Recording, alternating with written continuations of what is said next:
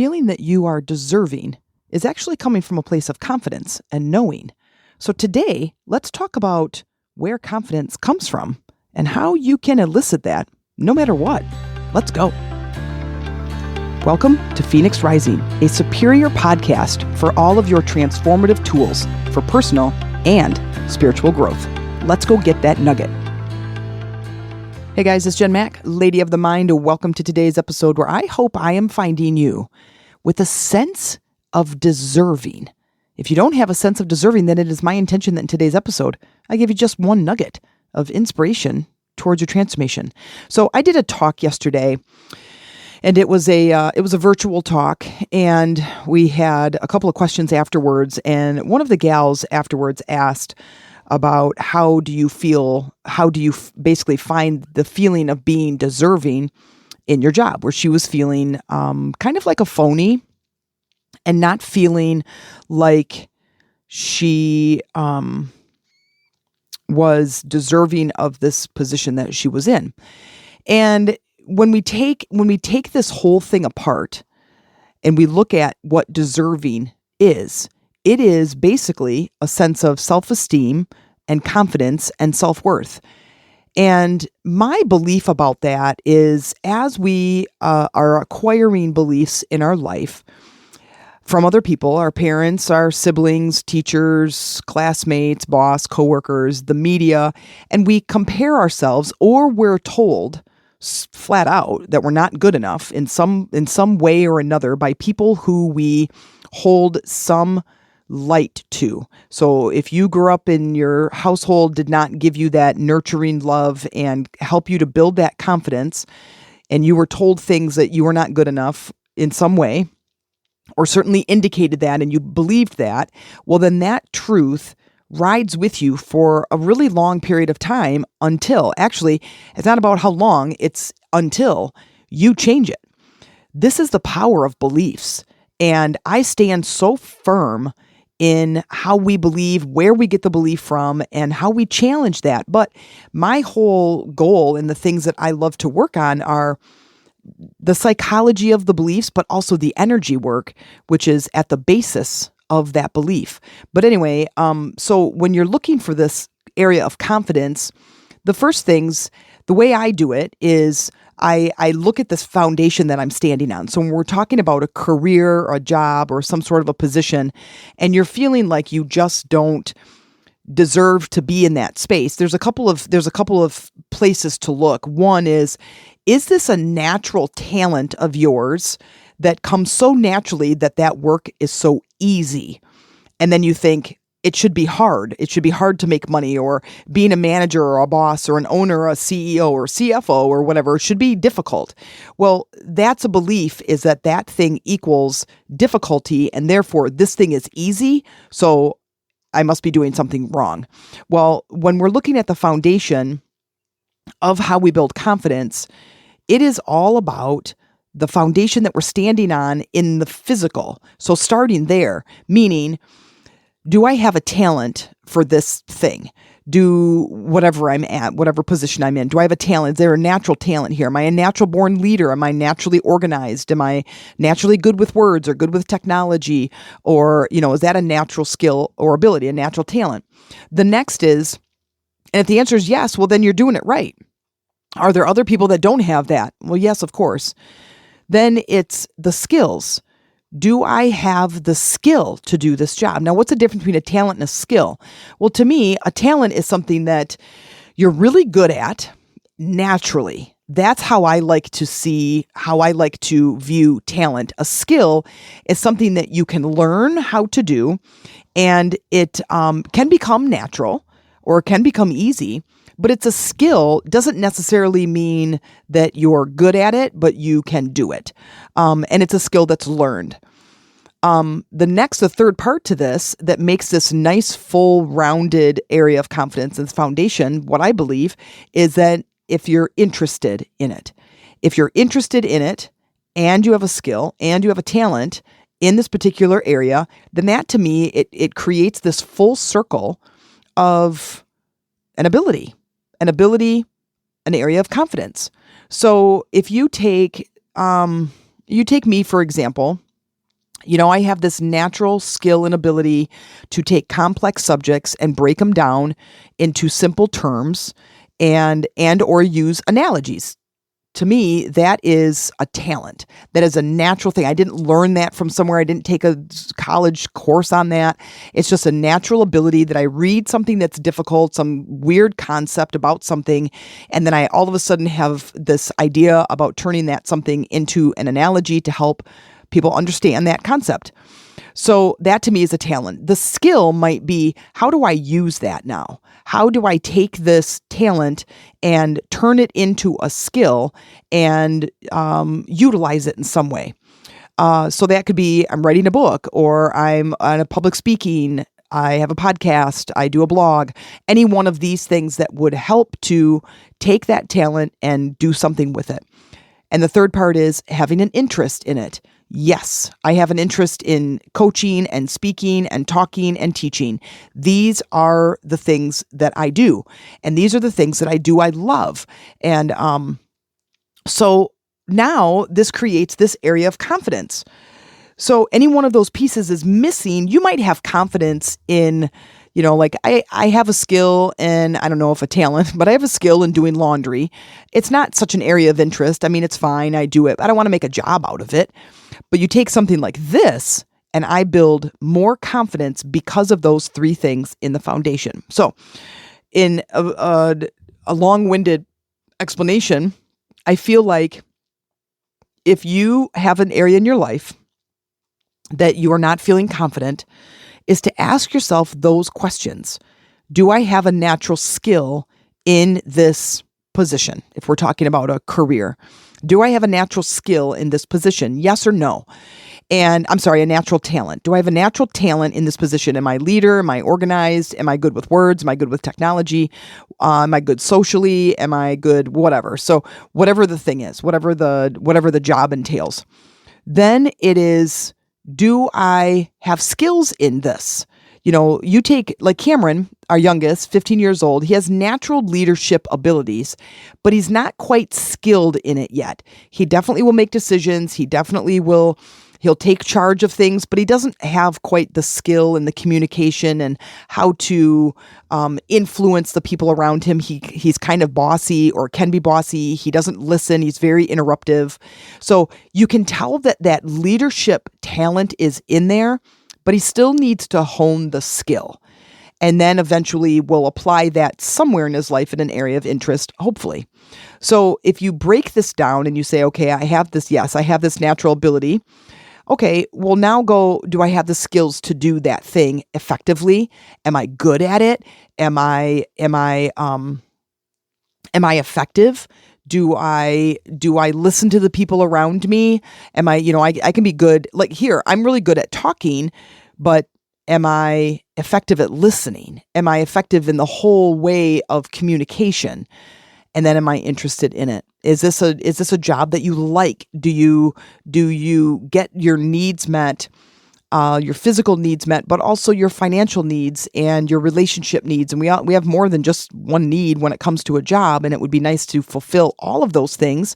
But are those things being fulfilled in this position? And do you have an interest in doing the thing? Now, if you're a yes to all of those, then here's now where the other work comes in. If you still feel like, yeah, Jen, I do have all those things in place, but I still just feel like maybe I don't deserve this job. So then I would go beneath that. I would start to look and uncover the layers beneath why you feel that way, or what is the actual root cause of your belief in that you don't deserve it. It's like, okay, so where do you think that message came from? A lot of times it comes from our childhood. We hear words as adults speak to us, and our brain isn't developed enough to understand fully what they're saying or the concept, and they don't speak as clearly, and so we misunderstand. We say something like, I want this new toy, and they say, you don't need that. Well, it doesn't matter if I need it or not. I want it, and we can't afford it. And so now I'm not good enough. We don't ever have money for the things I want, but my brother got new stuff, but I didn't put it together that it was because of his birthday or because they're struggling with his behavior. And so they rewarded him with a new toy. And I just think that I'm not good enough because, right? So we pull in these beliefs based on these stories that we see around us, and we try to interpret what it means, but we're not quite there. Like as a 4-year-old, as a 7-year-old, we don't really know how things work. And so we interpret that thing and we create a belief. And then now, as we're 48 years old and we're trying to figure out life, and we're like, what the flip? Like, why do I have this belief? Well, this is where some of those things, where they come from. So now I would challenge every single belief that isn't working out for you anymore. And first I would find out, try to get to the bottom of it. Where do you think it came from? And then ask yourself, is this belief still effective? I was just out walking the dogs today, and I was thinking about the psychology of change. It's one of the things I think about. But, when we take on a belief, when we're a baby, we learn to cry to get our way because we can't communicate. Well, if you take that same behavior into adulthood, we now are pegged as weak and a baby, and, we can't take care of ourselves, right? We're dependent. But you're like 28 years old now, you should be able to take care of yourself. Well, when you're a baby, there is no communication. You can't just stand up and say, hey, mom, I'm hungry, or my diaper's a mess, or I need someone to hang out with me or something. But when you're 28, you do. So a lot of times we can shed those beliefs, but some of them get stuck. So going back in time and seeing where the belief came from, and then asking, is this belief effective? I used to cry and whine and piss and moan, and I got my way. My mom would give me attention, or she would take me somewhere, or she would do something with me.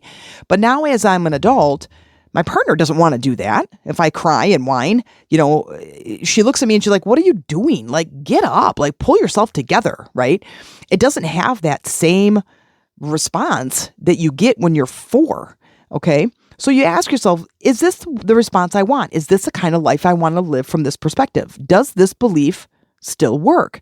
Well, and if the answer is no, well then now we've got something to work with. Now we ask the very, very wonderful, powerful question, if I didn't believe this, whatever that belief is, I would believe what?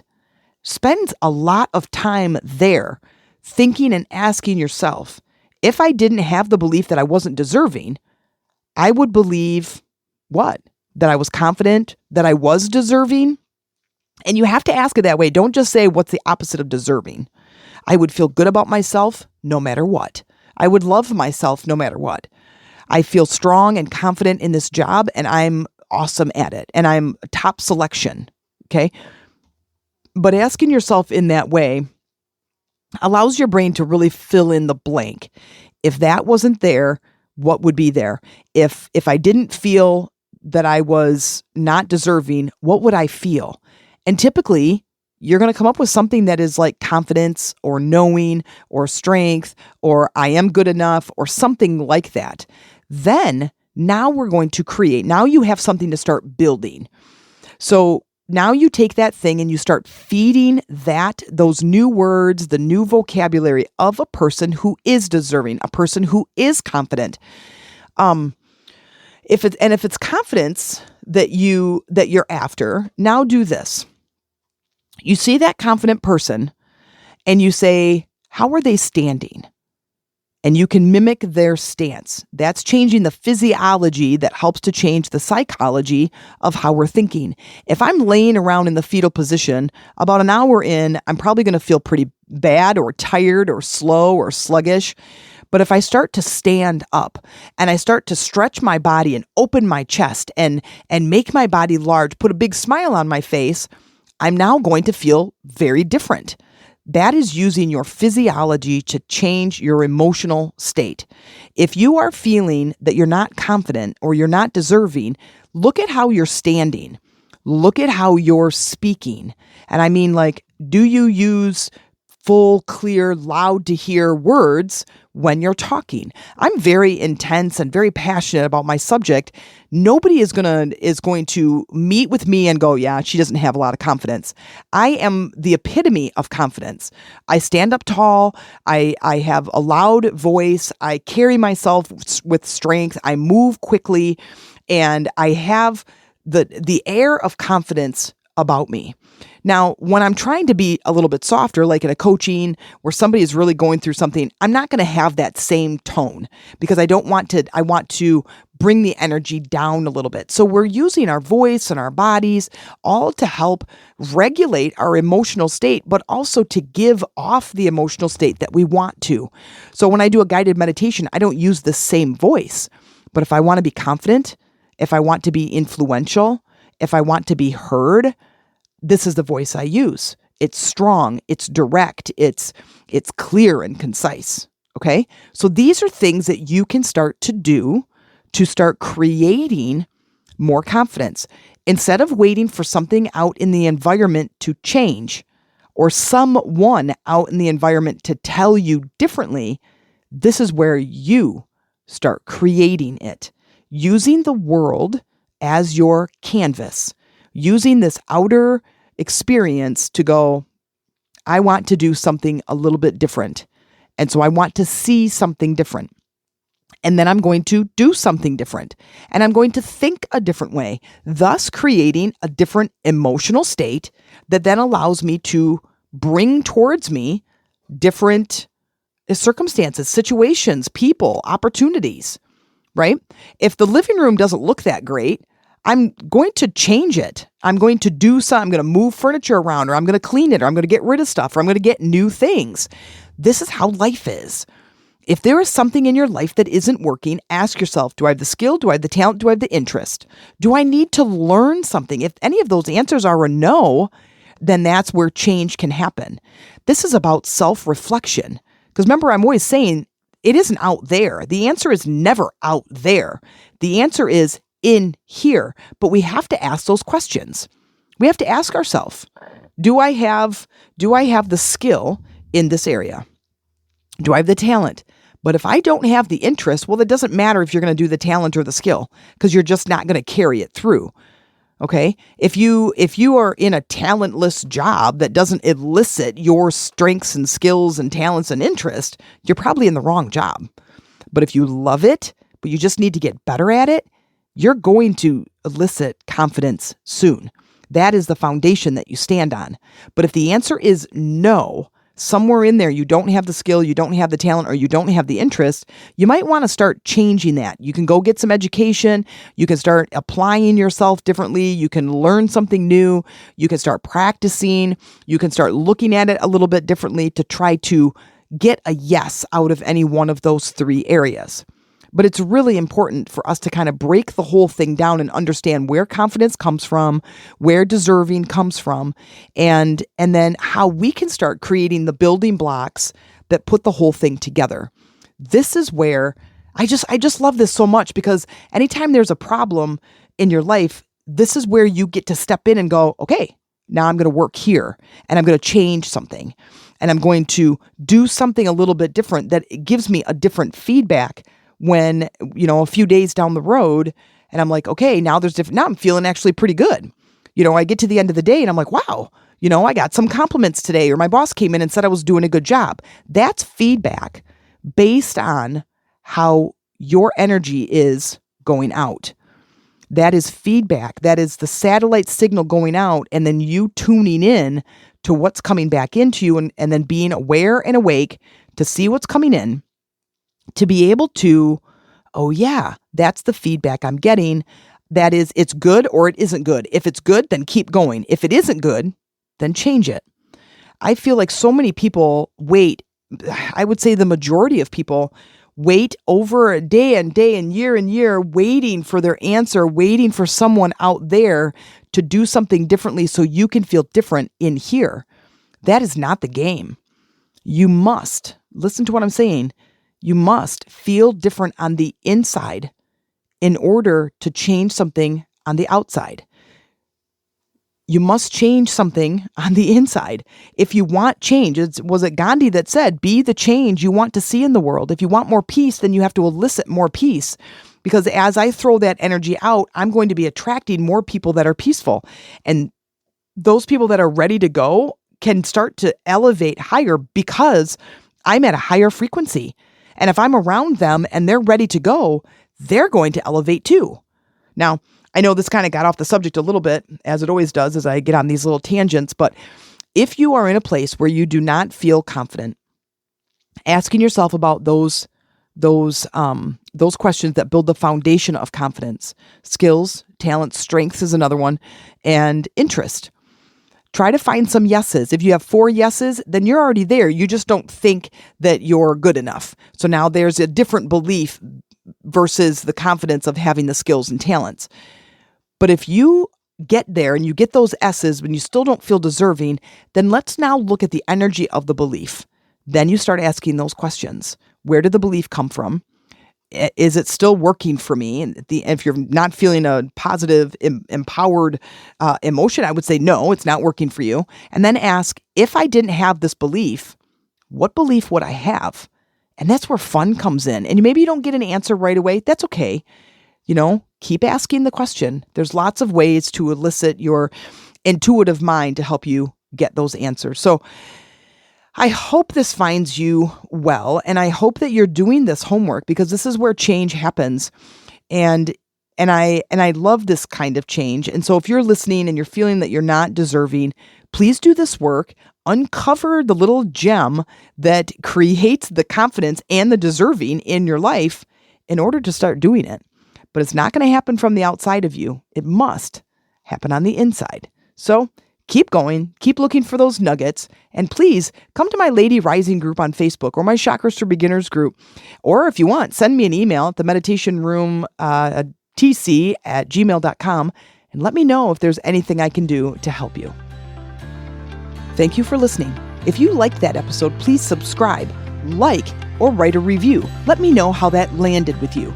If you'd like to support this podcast, please check out in the show notes where you can buy me a chai tea, or you can join my newest podcast membership for exclusive episodes, guided meditations, and transformative exercises that you won't find anywhere else. Bring your journal, open your heart, and let's get ready for some serious transformation.